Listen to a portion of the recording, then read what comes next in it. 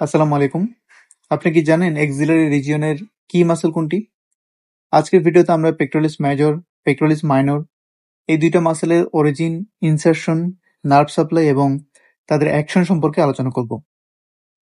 আমাদের pectoral রিজিয়নে total 4টি muscle রয়েছে: পেক্টোরালিস মেজর, মাইনর, সাবক্লেভিয়াস এবং সেরাটাস অ্যান্টেরিয়র। এই 4টি মাসলের মধ্যে সবচেয়ে বড় মাসলটির নাম হলো পেক্টোরালিস মেজর মাসল। এই মাসল তার দুইটি হেডের মাধ্যমে অরিজিন হয়, একটি হচ্ছে ক্লেভিকুলার হেড আর বড়টি স্টার্নোকোস্টাল হেড। ক্লেভিকুলার অ্যান্টেরিয়র সারফেসের মিডিয়াল হাফ হতে তার ক্লেভিকুলার হেডের অরিজিন হয় এবং স্টার্নামের অ্যান্টেরিয়র সারফেসের ল্যাটারাল হাফ হতে এক্সটার্নাল অবলিক অ্যাপোনিউরোসিস হতে পেক্টোরালিস মেজরের স্টার্নোকোস্টাল হেডের অরিজিন হয়। এর ইনসারশন হয় lateral lip of intertubercular sulcus, ওই যে lady between two majors. Pectoralis মেজরের টেন্ডনটা অনেকটা ইউ এর মতো করে ইনসারশন হয়। এর ইউ এর যে সামনের অংশ এটি হচ্ছে ক্লেভিকুলার হেড এবং এর পোস্টেরিয়র ফাইবারগুলো হচ্ছে স্টার্নোকোস্টাল হেড, এবং এই দুইটা হেড নিচের দিকে ইনফিরিয়রলি একটার সাথে আরেকটা কানেক্ট থাকে। আমাদের অ্যান্টেরিয়র এক্সিলারি ফোল্ডের যে শেপটা রয়েছে এই শেপটা হয় পেক্টোরালিস মেজরের ইউ শেপ ইনসারশনের কারণে। পেক্টোরালিস মেজরের যে ক্লেভিকুলার হেড রয়েছে সেটি আর্মকে বা হিউমেরাসকে ফ্লেকশনে হেল্প করে।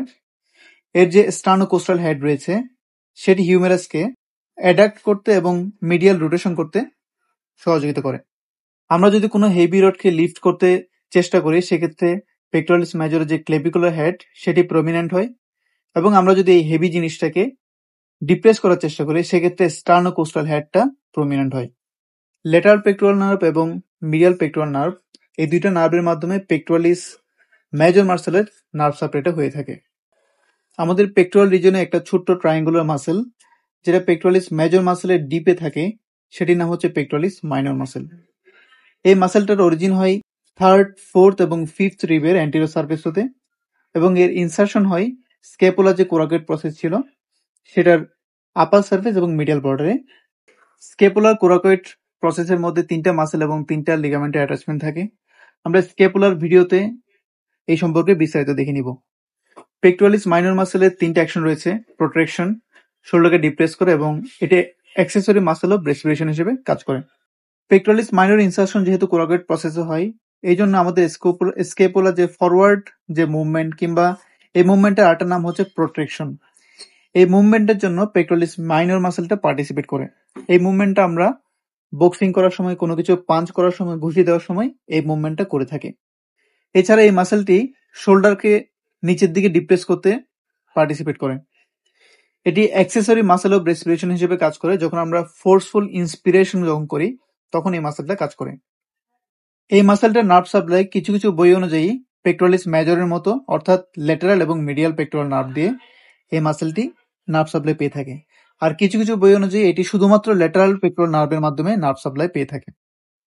আমরা এই ব্রাকিওপ্লেক্সাসের ছবিতে ল্যাটারাল কর্ড এবং মিডিয়াল কর্ড দেখতে পাচ্ছি। ল্যাটারাল কর্ড থেকে এই নার্ভটা বের হয়ে আসছে, এটার নাম ল্যাটারাল পেক্টোরাল নার্ভ, এবং মিডিয়াল কর্ড থেকে যে নার্ভটা বের হয়ে আসছে এর নাম মিডিয়াল পেক্টোরাল নার্ভ। এই ছবিতে যদি দেখি আমরা এই মাসলটা পেক্টোরালিস মেজর মাসল এবং এই মাসলটা pectoralis minor muscle.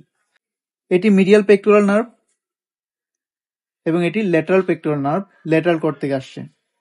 Medial pectoral nerve pectoralis minor এবং পেক্টোরালিস মেজর দুইটা মাসলকেই নার্ভ সাপ্লাই দেয়, আর ল্যাটারাল পেক্টোরাল নার্ভ শুধুমাত্র পেক্টোরালিস মেজর মাসলকে নার্ভ সাপ্লাই দেয়। আমি শুরুতে বলেছিলাম যে এক্সিলারি রিজিয়নের কি মাসল কোনটা।